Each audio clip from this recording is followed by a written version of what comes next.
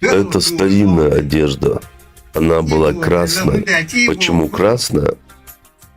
Если у тебя была рана и шла кровь, чтобы враг не видел твою рану, одевали красную одежду.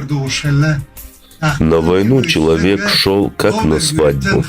Чисто и красиво одевался, приводил себя в порядок физически и духовно. Чистым оружием и красиво наряжаясь, будто бы на танцы шли на войну. Потому что если его ранят, и он встретит смерть, чтобы на пути Аллаха он был в чистой обуви и чистой одежде. Когда я говорю, что у чеченцев в старину было 4 типа разных нарядов, осетинцы удивляются.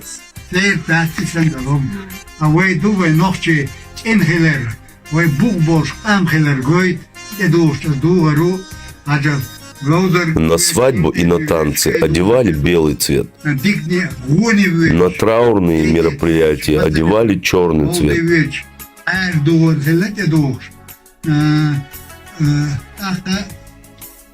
На работу или по каким-либо другим делам одевали этот цвет одежды, а на войну – красный.